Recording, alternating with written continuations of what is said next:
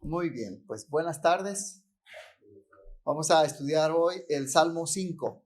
Hemos estado estudiando en este tiempo los salmos, Salmo 1, ya estudiamos, Salmo 2, Salmo 3, Salmo 4. Ahora nos toca estudiar el Salmo 5. Y el Salmo 5, una forma de reducir su enseñanza, de pensar en lo que enseña el Salmo 5. El Salmo 5 nos recuerda que debemos de buscar al Señor cobijados en su misericordia. Fundamentalmente, cuando nosotros tenemos una necesidad delante del Señor, el Salmo 5 nos va a ayudar a pensar en eso, que busquemos al Señor, pero cobijados en su misericordia, porque podríamos presentarnos delante de Dios presentándole las buenas obras que hemos hecho o que nos hemos estado portando bien esta semana, pero fundamentalmente el Salmo 5 nos recuerda que debemos de buscar al Señor siempre cobijados en su misericordia. Eso básicamente va a ser lo que el Salmo 5 nos va a enseñar. El Salmo 5 tiene algunas características que es bueno que recordemos. Por ejemplo, es considerado, por supuesto, como un salmo de David. El gran problema, o uno de los problemas que presenta para que no sea, que se diga que es salmo de David, es porque menciona el templo. Y si ustedes recuerdan, David no construyó el templo, fue su hijo el que lo construyó. Por lo tanto, no existiría el templo en los tiempos de David, sino muchos años después. Sin embargo, se entiende que cuando se habla del templo, se habla de la presencia de Dios o de los lugares donde Él se manifiesta. Por lo tanto, es válido pensar que el Salmo sí es de David, porque aunque no esté construido el templo, pero no necesariamente el templo es el literal el que construyó Salomón. Por ejemplo, si ustedes recuerdan otro pasaje, ya después de la destrucción del templo, cuando dice, el Señor está en su santo templo, calle delante de él toda la tierra. En esa época no había templo, estaba destruido, pero se menciona como si hubiera un templo, porque se usa templo en el sentido de la presencia del Señor, donde está el Señor, y fundamentalmente donde se hace un altar reconocido. Por ejemplo, en esta época posiblemente todavía estaba en Silo, donde se realizaban alabanzas al Señor. Entonces, eso es el punto. Otro detalle del Salmo 5 es que, si ustedes recuerdan, el Salmo 3 habla de un problemón que tenía David. ¿Recuerdan cuál era el problema que tenía David en el Salmo 3? ¿Perseguido por quién? Por su hijo Absalón. Y en el Salmo 3 narra lo que él está sufriendo, lo que él está pasando porque su hijo lo está persiguiendo. Y puede leer el Salmo 3 en ese contexto de persecución de parte de su hijo, para que captemos el dolor que él está sintiendo cuando un familiar y su hijo querido está persiguiéndolo. El Salmo 4... si recordamos un poco, el Salmo 4 habla también de cómo se siente él, pero después de que como que ya ha pasado lo peor. Incluso dice ahí que es un salmo, es una canción en la nochecita y en la tardecita, porque como que está reflexionando David sobre todo lo que ya ha pasado, etc. Por eso es que el Salmo 5 se piensa que es como al otro día por la mañana, es decir, ya sufrió lo de la persecución, Salmo 3. Ya en la tarde, en una de esas tardes, él está pues recordando y depositando su confianza en el Señor, pero eso es en la tarde, nochecita. Al otro día vemos lo que escribe en el Salmo 5. Y si lo notamos, el Salmo 5 ahora son palabras más de mucha mayor confianza, como que dice, ya pasó lo peor y me doy cuenta que tú me has protegido. De hecho, eso lo va a expresar en el Salmo 5. Aquí entonces hablamos ya de una fe madura, de una fe que ha experimentado que ha experimentado ya una vez más lo que se narra en el Salmo 4. Recuerdan que en el Salmo 4 David, aunque no dice que es de David, pero por esta situación de Salmo 3, Salmo 4, del Salmo 3 que es David, del Salmo 4 no dice, pero parece que sigue con la misma idea. El Salmo 5 sí dice que es de David. Entonces parece que en el Salmo 4 está recordando que Dios lo ha ayudado antes y ahora lo va a volver a ayudar. El Salmo 5 es como decir, es cierto, el Señor me ha ayudado antes. Por eso muestra una fe más madura, más fuerte, más en confianza por lo que ya ha pasado. Otro de los detalles también que se marcan aquí en el Salmo 5 es que él comienza con un ruego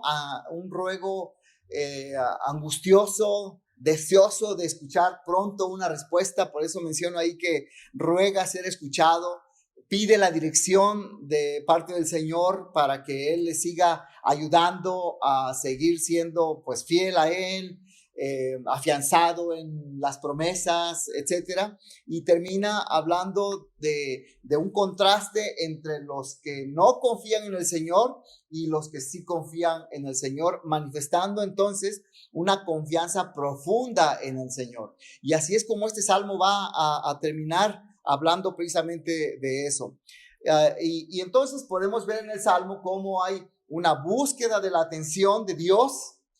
Y en cierto sentido, lo que vamos a ver son, en el primer versículo o verso de este salmo, recuerden que son canciones, lo que vamos a ver 3 imperativos que demandan una respuesta pronta de a quien está hablando, que en este caso es el Señor. Por eso hablamos de una búsqueda de la atención. Y luego se muestra cómo el Señor, cuál es la actitud del Señor de aquel que es malo, no del justo. David en este caso se pinta como el justo. Y por último, va a hacer un contraste muy claro entre el justo y el impío. Y termina en ese sentido así el Salmo 5. ¿Qué les parece si ponemos este tiempo en la mano del Señor? Que su Espíritu Santo nos ayude a entender su palabra y que la apliquemos a nuestras vidas también. Vamos a orar. Nuestro Padre Celestial, esta mañana nos ponemos delante de ti, consciente de tu presencia en este lugar. Y te suplicamos que nos bendigas, que nos ayudes en todo, que podamos ser conscientes de tu presencia, pero también que tu Espíritu Santo hable a nuestros corazones y que afiance tu palabra para seguir viviendo de acuerdo a tu camino. Recibe nuestra alabanza y adoración en el nombre de Jesús, nuestro Salvador. Amén. Salmo 5, voy a leer el Salmo 5 para que lo vayamos recordando y después vamos a ir analizando cada una de estas, de lo que sigue en el Salmo 5. Ya hemos hablado entonces que dentro de su desarrollo de este Salmo 5, tenemos como hay una búsqueda de la atención de Dios, la actitud del Señor ante lo que está enfrente, el justo y el impío, y por último hay un contraste entre el justo y el impío. Así que dice así la palabra del Señor: escucha mis palabras, oh Señor. Por cierto, estoy leyendo en la Nueva Biblia de las Américas, pero usted puede seguir con la versión que esté usando. Escucha mis palabras, oh Señor, considera mi lamento. Atiende a la voz de mi clamor, Rey mío y Dios mío, porque es a ti a quien oro. Oh Señor, de mañana oirás mi voz. De mañana presentaré mi oración a ti y con ansias esperaré. Antes de seguir leyendo, quiero aclarar 2 cosas. Una es que recuerden que estos son poesías, los salmos son cantos, y siempre utilizan en los salmos una forma literaria que se llama paralelismo. ¿Qué quiere decir paralelismo? Quiere decir que la línea primera, digamos que establece una idea, y la línea segunda la repite, la refuerza o pone una enseñanza climática de lo que ha dicho antes arriba. Por ejemplo, aquí podemos ver cómo hay cierto paralelismo. Escucha mis palabras, oh Señor. Y luego dice, considera. Este considera está en paralelo con escucha y considera. Y luego dice, mis palabras. Y abajo dice, mi lamento. que es algo parecido, es el paralelismo que se usa. Y termina con un oh Señor. Si nos fijamos en la siguiente línea, si fuera muy paralelo, diría, considera mi lamento, oh Señor, pero no lo dice. Cuando no ocurre eso, entonces se dice que oh Señor es enfático, que está poniendo énfasis. Y realmente lo que sí vemos en el texto bíblico es que sí, está poniendo énfasis en eso, de oh Señor. Entonces, solamente para que estemos recordando esos dos puntos. Así que en la parte siguiente dice así, y eso lo pueden ir viendo en cada verso. Lo vamos a estudiar ahorita, pero para que ustedes vayan tomando nota de eso también. Porque tú no eres un Dios que se complace en la maldad, el mal no mora en ti. Los que se ensalzan no estarán delante de tus ojos. Aborreces a todos los que hacen iniquidad. Destruyes a los que hablan falsedad. El Señor aborrece al hombre sanguinario y engañador. Pero yo, por la abundancia de tu misericordia, entraré en tu casa. Me postraré en tu santo templo con reverencia. Señor, guíame en tu justicia por causa de mis enemigos. Allana delante de mí tu camino, porque no hay sinceridad en lo que dicen. Destrucción son sus entrañas. Sepulcro abierto es su garganta. Con su lengua hablan lisonjas. Tenlos por culpables, oh Dios, que caigan por sus mismas intrigas. Échalos fuera por la multitud de sus transgresiones, porque se rebelan contra ti. Pero alégrense todos los que en ti se refugian, para siempre canten con júbilo, porque tú los proteges. Regocíjese en ti los que aman tu nombre, porque tú, oh Señor, bendices al justo, como con un escudo lo rodeas a tu favor. Este es el Salmo 5, que nos recuerda que busquemos al Señor cobijados en su misericordia, que busquemos al Señor siempre, siempre cobijados en su misericordia. Y podemos seguir el ejemplo de David, ya habíamos mencionado. Salmo 3, un gran problema, doloroso, angustioso, por el peligro y también por lo que implica emocionalmente el hecho de estar sentenciado a muerte por su propio hijo. Salmo 4, diciendo, pero yo confío en ti por lo que tú has hecho antes en mi propia vida. Y aquí el Salmo 5, parece que David se levanta renovadas sus fuerzas por la mañana y comienza a alabar al Señor y a confiar con una fe madura en lo que ha estado haciendo el Señor. Que busquemos al Señor entonces cobijados por su misericordia. ¿Cómo se da esa búsqueda? Y quiero que notemos algunas de las cosas que mencionamos aquí. Por un lado, notemos los imperativos. Escucha, considera, atiende, que están en paralelismo como ya lo había mencionado. Es la misma idea. Escucha, considera, atiende, pero va dando cierto énfasis. Este escucha es como cuando decimos pongamos atención, pero todos andan ahora sí que en su, ¿cómo se dice? En su rollo. Andan en sus cosas. Y este escucha pongan atención, es como, la idea es como parar orejas, así como que pongan atención, mucha atención, pero parece que en la siguiente, cuando dice considera, es como cuando decimos, ¿me estás poniendo atención? Cuando pongan atención, y parece que nadie, ¿me estás poniendo atención? Y el atiende es, atiende mi voz. Vean cómo el salmista está hablándole al Señor. Primero le dice, pon atención, Señor, como para oreja. Es la idea de, mira, escucha lo que te voy a decir.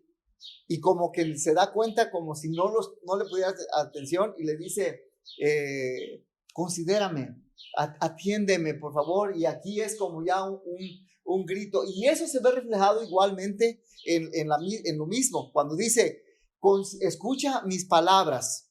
Bueno, palabras en general, escucha mis palabras. Pero en la siguiente línea, si uno no supiera eso mismo que sigue, diría, ¿de qué tipo de palabras me estás hablando? Pero ahí él le dice, estas palabras realmente es un lamento, Es decir, es algo que estoy sufriendo y necesito que tú me atiendas. Por eso de palabras pasa a lamento, pero de lamento pasa a un clamor, a un grito angustioso. Es así como el salmista juega con las ideas que está escribiendo ahí. Otra vez, como si dijera, pónganme atención, pon atención en lo que te voy a decir. Me estás poniendo atención porque lo que te voy a decir es importante. Y por último, grita, escúchame, atiéndeme, estoy sufriendo, tengo problemas. Ahora uno preguntaría, ¿y por qué David le habla a Dios así? Porque él lo pone en un asunto climático, haciendo énfasis, porque ese Dios es su Señor, es su Señor. En la Biblia Reina de 60 dice Jehová. En la Biblia de las Américas dice Señor, pero si leen la Peshita o leen la Biblia de Jerusalén, dice Yahvé. Y Yahvé es el nombre con el cual el nombre es que se dio a conocer el Señor a su pueblo, a los que están relacionados con él. Es decir, hay una intimidad, hay una confianza en David al acercarse así al Señor, pero no le está faltando el respeto, porque él sabe cuál es su posición cuando dice, atiende a la voz de mi clamor, Rey mío. ¿Quién está escribiendo el Salmo? David. El Rey David.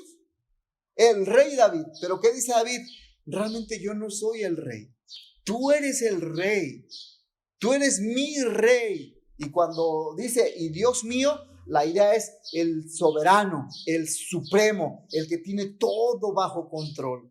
Pero antes le ha llamado Señor, le ha llamado Yahvé, le ha llamado tú eres mi Dios personal, íntimo, pero tú eres, al final de cuentas, mi posición como rey no tiene sentido sin ti. Tú eres mi rey y entiendo que tú eres el supremo Dios sobre todos los dioses. Por eso es que David se acerca a él y le dice, por eso es que es a ti a quien oro, a ningún otro Dios. No tengo que buscar a ningún otro hombre poderoso, rey. No, tú eres el único rey. Tú eres el Dios soberano. Por eso es que es a ti a quien oro, a nadie más. Haciendo a un lado a todos los que pudieran él considerar. Y luego le vuelve a repetir, oh Señor, o sea, mi Dios. Ya no le llama rey, ya no le llama Dios. Ahora le vuelve a decir Señor. Y noten la repetición. De mañana oirás mi voz. De mañana presentaré mi oración a ti. Noten la repetición, el paralelismo. Mañana oirás, me presentaré mi voz, pero esa voz es una oración a él en la búsqueda de todo esto. Y así como esto es enfático, es a ti a quien oro, también esto es enfático. Con ansias esperaré.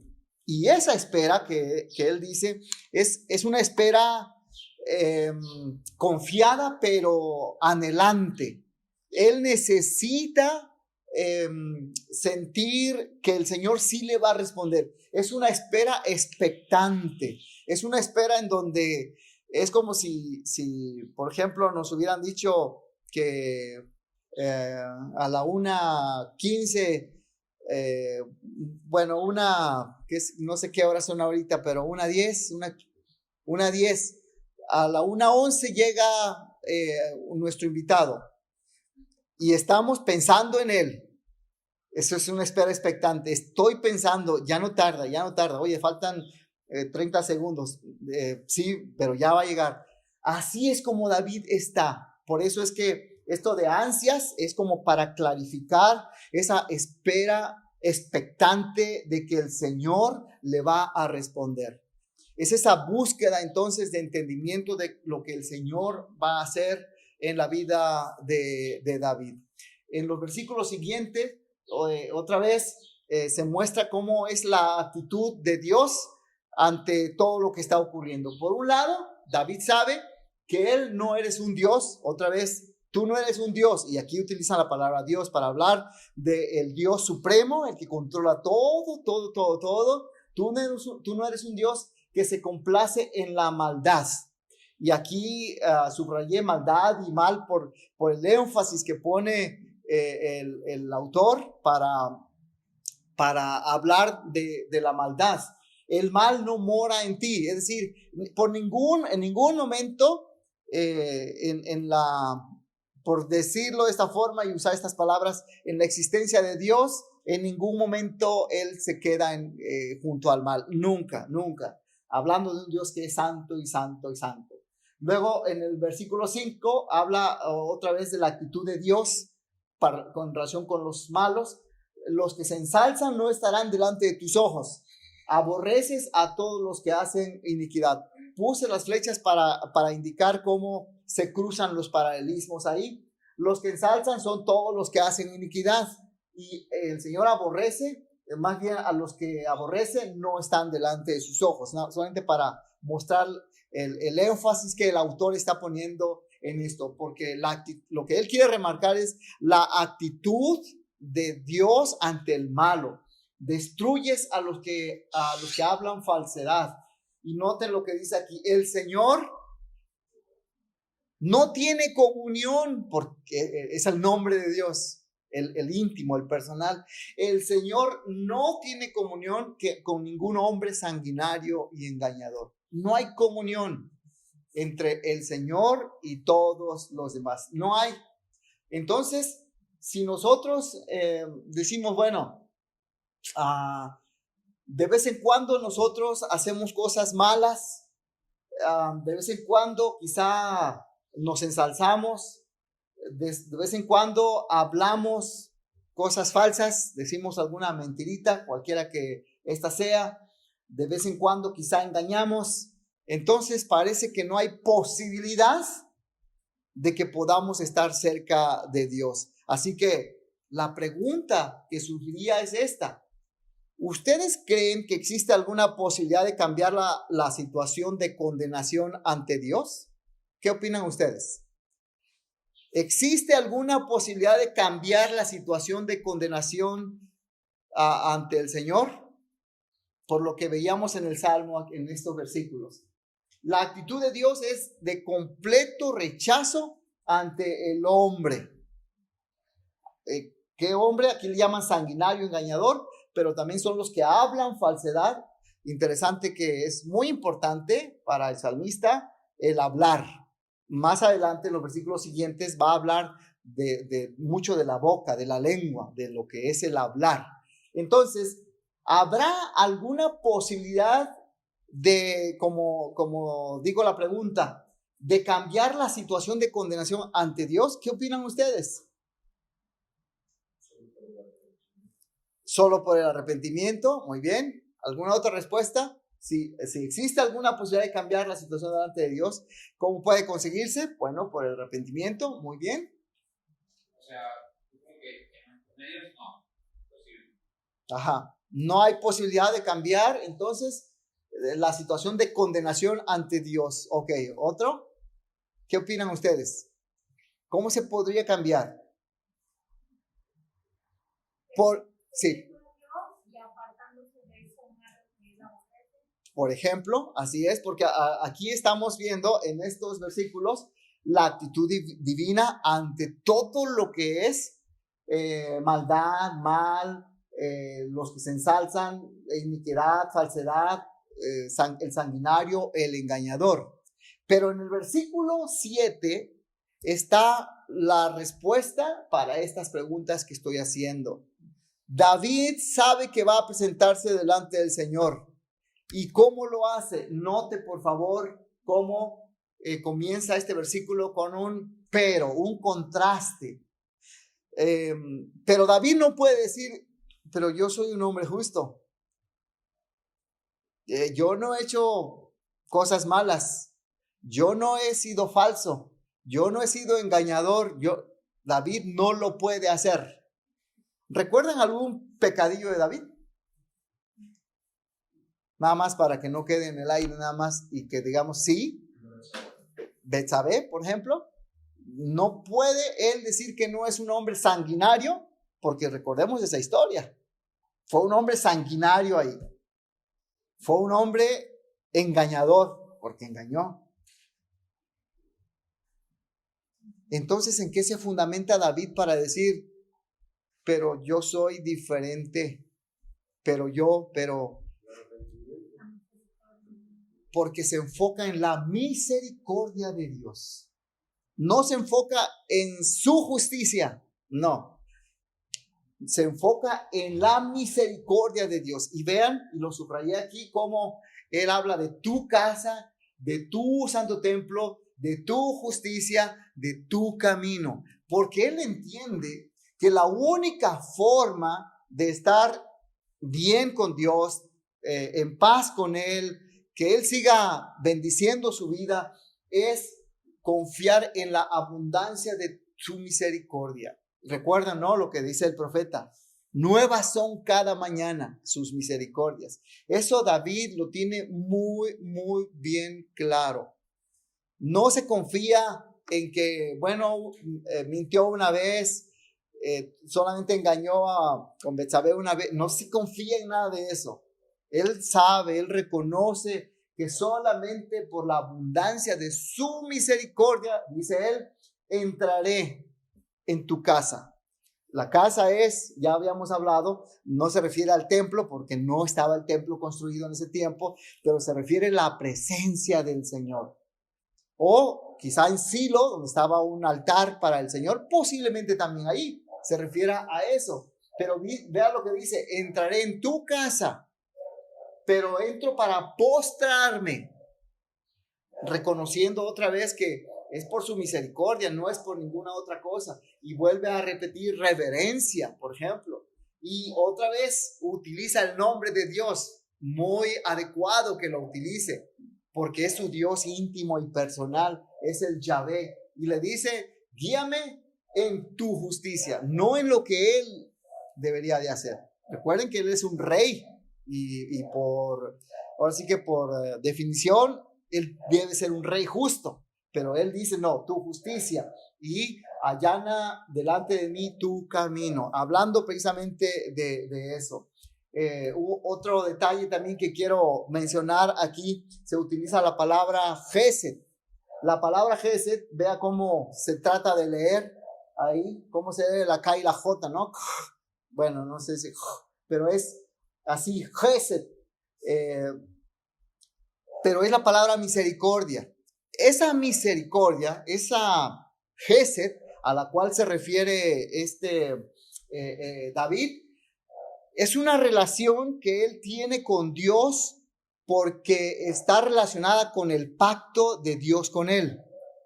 Y tenemos que recordar un punto importante aquí. Cuando Dios hace un pacto con el hombre, que sale el pacto de Dios, ese pacto nunca termina porque Dios lo establece, o se termina cuando él dice.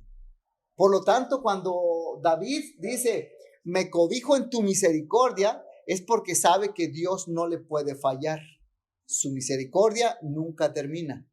Él lo sabe, por eso utiliza esa misma palabra que es tan importante.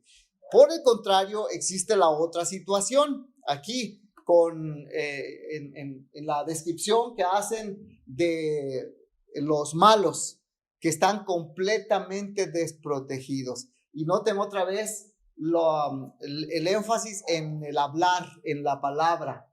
No hay sinceridad en lo que dicen. Destrucción son sus entrañas. Sepulcro abierto es su garganta, haciendo mención a la boca, a las palabras. Con su lengua, otra vez hablando del uso de la lengua, hablan otra vez lisonjas. Tenlos por culpables, oh Dios, haciendo énfasis en que Él es el soberano, que caigan por sus mismas intrigas, échalos fuera por la multitud de sus transgresiones, y el asunto es porque se rebelan contra ti. ¿Recuerdan haber leído estas palabras en el Nuevo Testamento? ¿Recuerdan? Están en el Nuevo Testamento y explican por qué se revela el ser humano, por qué la rebeldía del ser humano. En Romanos capítulo 3, del versículo 9 al 18, se muestra con claridad por qué el hombre se rebela en contra del Señor. Voy a leerlo, escuchen, porque hace mención del Salmo 5. Entonces, ¿qué? ¿Somos nosotros mejores que ellos? De ninguna manera, porque ya hemos denunciado que tanto judíos como griegos están todos bajo pecado. Como está escrito, no hay justo ni aun uno, no hay quien entienda, no hay quien busque a Dios, todos se han desviado, a una se hicieron inútiles, no hay quien haga lo bueno, no hay ni siquiera uno. Sepulcro abierto es su garganta, engañan de continuo con su lengua, veneno de serpientes hay bajo sus labios, llena está su boca de maldición y amargura, sus pies son veloces para derramar sangre, destrucción y miseria hay en sus caminos, y la senda de paz no han conocido, no hay temor de Dios delante de sus ojos. Toda esta porción del Salmo habla de mucho contraste en lo que es el ser humano y tiene mucho que ver con lo que habla, con lo que hay en él, con lo que dice. Pero lo fundamental de esto es que la razón por la cual el ser humano se rebela contra Dios es porque no hay temor de Dios delante de sus ojos. Esa es la razón básica, fundamental de por qué se rebelan contra el Señor. Pero hay una mejor opción, y así es como la describe al final de cuentas el salmista. Hay una mejor opción, y ese es el contraste completo, pleno, del malo y el justo. Esto está en el versículo 11 y 12. Y vea ahora la actitud que debe de tomar. Si antes vimos la actitud de Dios para con los impíos, aquí vemos la actitud, por un lado, del justo para con Dios. ¿Cómo debe ser? Alégrense todos los que en ti se refugian, todos los que le buscan. Así como David decía que desde la mañana lo buscaba. Por cierto, el énfasis no está en que lo busquen de mañana, sino el énfasis está en que esperemos la respuesta del Señor. Luego dice, para siempre canten con júbilo. ¿Y por qué el creyente, el justo, debe estar con esa actitud delante de Dios? De alegría y de canciones, feliz. ¿Por qué?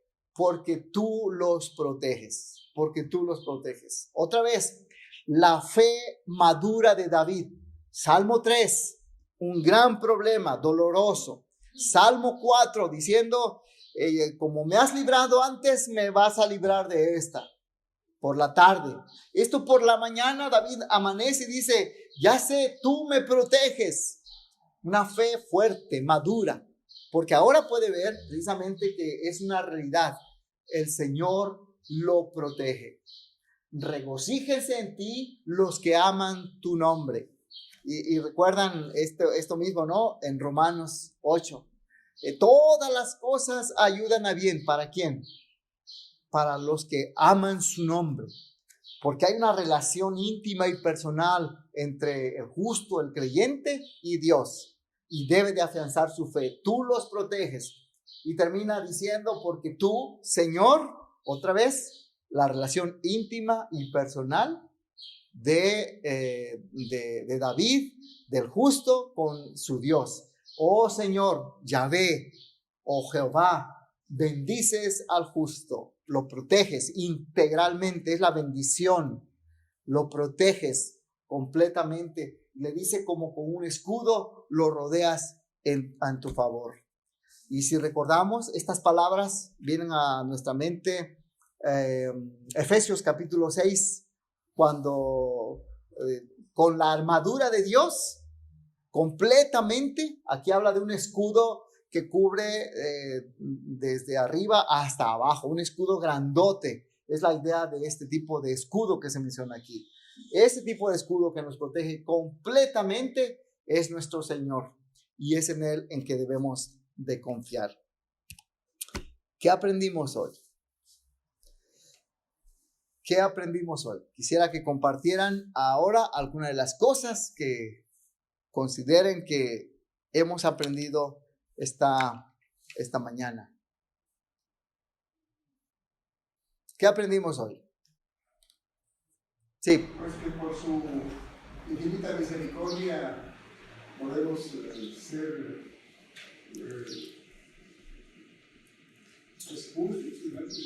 Sí, es por su misericordia, así es. La palabra misericordia, que ya la habíamos visto antes, que es Gesed, en hebreo, es pariente de gracia, porque misericordia es Gesed y gracia es Gen. ¿Ve cómo se parecen? Gesed, Gen, gracia. Y tiene que ver con la piedad, ¿no? También. Por supuesto, sí, así es, sí. Hasta el hebreo es así y sí, son parientes, sí, así es. Así que es por su gracia, es por su misericordia, por su bondad, por supuesto. Muy bien, gracias. ¿Alguien más quiere compartir algo que aprendimos hoy? Bueno, yo creo que el buscar a Dios, el acercarnos a Él con la confianza de que por su misericordia, y dándole el lugar que corresponde, que le corresponde a Él, tenemos tanto el perdón de nuestros pecados como la protección por parte de Dios. Así es. Muy bien. La búsqueda. Necesitamos afianzar esa búsqueda. ¿Alguien más quiere compartir algo que aprendimos hoy? Recapitulando desde el versículo 1, ¿no? En general, pues cómo se dio todo desde el Salmo 1 hasta ahora, ¿no? La persecución, la confianza en Cristo, ¿no?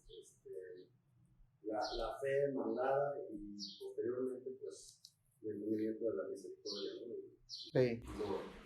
Pues todo eso tiene mucho que ver. A mí me llama mucho la atención, por ejemplo, la forma en la que David selecciona muy bien las palabras para que se dirija a Dios, ¿no? Sí.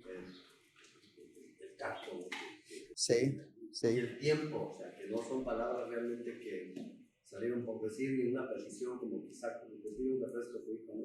Ajá. No es un refresco, sino que son palabras muy especiales. Así es. Con una intención muy específica, ¿no? Así es, sí. En la cual habla de respeto, habla se dirige a él con mucho respeto, se dirige a él siempre dando su lugar, se dirige a él renunciando incluso a su poder como rey, ¿no? Sí. Sobre todo se dirige a él entendiendo que él es impotente y él es Sí. el rey de todo, ¿no? Con humildad también, ¿no? Así es. Sobre todo a mí me deja el tema de la confianza en Cristo, es lo que a mí más me ha marcado, Sí. de poder cerrar los ojos y saber que aún en un camino rasposo, Sí. puedes confiar en Cristo, ¿no? Pues el Señor Jesús, cuando ascendió, antes de que ascendiera, Él dijo: yo estoy con ustedes todos los días hasta el fin del mundo. Y eso no fue como para darles por su lado, ¿no? Como se iban a quedar solos y darles por su lado. No, es cierto, es una realidad. Yo estoy con ustedes. El Señor Jesús permanece con nosotros. Por supuesto, Él dijo que iba a enviar a otro igual que Él, que sería el Espíritu Santo. Él es quien está con nosotros, pero es una realidad. Jesucristo camina con nosotros. Por lo tanto, podemos decir: sí, tú me proteges. Lo que mencionaban ustedes como acción de gracias. El Señor camina con nosotros. Él está con nosotros. Es una realidad. Eso. Muy bien. Muchas gracias. ¿Alguien más? Sí. Bueno, en cuanto a eso, la verdad es que me encanta aprender todo esto porque creo que a veces podemos encontrarnos en nuestro día a día dudando de esto que leemos y que ahorita lo leemos, es como de qué padrísimo, qué lindo que Dios dice que bendecirá al justo como un escudo lo rodeará con su favor, y a veces llegamos a creer mentiras, ¿no? Es por eso muy importante aprender de la palabra y que lo correcto de la palabra se quede en nuestra mente, porque podemos pensar que perdemos en favor de Dios, ¿no? O sea, de que hoy pequé, o sea, ya hoy dije una mentira, o ya me peleé con cierta persona, o ya insisto, y ya no tengo la protección de Dios, no tengo la bendición de Dios, y vamos por la vida cristiana de repente creyendo esa mentira, ¿no? Cuando aquí en este salmo, aunque teológicamente no lo está en ese énfasis, sí podemos ver cómo esa misericordia abundante de Dios para quienes ya nos encontramos con Él, o sea, ya hizo esa obra, ¿no? En la cruz, ya somos justos por la obra de Cristo, ¿sí? No por nuestros propios méritos, ¿no? Entonces, de repente, esta verdad la creemos teológicamente, pero en la práctica del día a día podemos vivir frustrados, yendo por lunes, martes y miércoles perdiendo en favor de Dios, y el domingo porque dije a la iglesia ya tengo la bendición de Dios, y no, cuán equivocados podemos llegar a estar, ¿no? Esta es la bondad de Dios que se ofreció una vez y para siempre en Cristo, y que cada día pues tenemos que desechar esa mentira del enemigo, ¿no? Porque somos pues acreedores de esta maravillosa gracia, y la abundancia de su misericordia nos puede hacer vivir confiados, andar en su bendición. Dice aquí, nos manda a alegrarnos, a dar voces de júbilo, a cantar, ¿no? Porque es tan digno de eso, esto tan hermoso. Cristo nos haya mostrado su misericordia y que podamos ir cada día con su favor. Entonces yo aprendo eso, que el favor de Dios hacia mi vida, hacia el hombre, no depende de mí, que Él ya hizo y permanece. Sí, como lo que decíamos hace un momento. David se daba cuenta que él encajaba a la perfección de la descripción del malo, porque se conoce, porque bueno, nosotros conocemos su historia, pero él sabe que él está en ese grupo. ¿Cómo puede librarse él de ese grupo? Y él lo dice, por la abundancia de tu misericordia. El apóstol Pablo también, recordemos en Romanos 6, cuando habla de los malos y todo eso, cuando dice, bueno, entonces, ¿qué vamos a hacer con el pecado y lo que Jesucristo nos ha dado? Cuando abundó el pecado, sobreabundó la gracia. Y es así como entonces en Jesucristo estamos protegidos, cobijados, y sin importar en ese sentido que Dios sí nos va a perdonar sin importar el tamaño del pecado, la cantidad de pecados, porque abunda la gracia, sobreabunda, dice el texto. Sobreabunda la gracia. Aquí David dice, abunda la misericordia. Ya les dije que misericordia y gracia son parientes, es casi lo mismo. Entonces, ese es el punto que debemos de tomar en cuenta. Muy bien.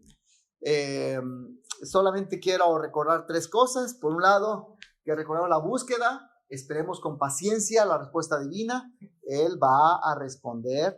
Solo nos pide paciencia. Eso es lo que enfoca la primera parte que estudiamos. La segunda es que tengamos una actitud adecuada ante el Señor. Siempre buscando la misericordia divina y dejando a un lado nuestra justicia, mi justicia, mis logros. No, la justicia de Dios, la misericordia de Dios, la gracia, como mencionábamos. Y en la última parte, recordando el contraste. El Señor bendice al justo protegiéndolo. Él está en contra del malo, pero el Señor claramente se nota ahí la preferencia por el justo, por aquel que le sigue, por aquel que le ama, por aquel que, como dice el mismo salmista, ama su nombre, que es lo que nos recuerda el Nuevo Testamento también. Muy bien, vamos a terminar en oración. Nuestro Padre Celestial, esta tarde honramos tu nombre porque tú eres nuestro Dios que tiene una misericordia inagotable para tu pueblo. Te pedimos, Señor, que madures nuestra fe, que nos ayudes a madurar esta fe, que tu Espíritu Santo fortalezca nuestra confianza en ti y que sigamos honrándote y glorificándote juntos. Recibe nuestra alabanza y adoración. En el nombre de Jesús, nuestro Salvador. Amén. Muchas gracias, que busquemos al Señor cobijados en su misericordia. Gracias.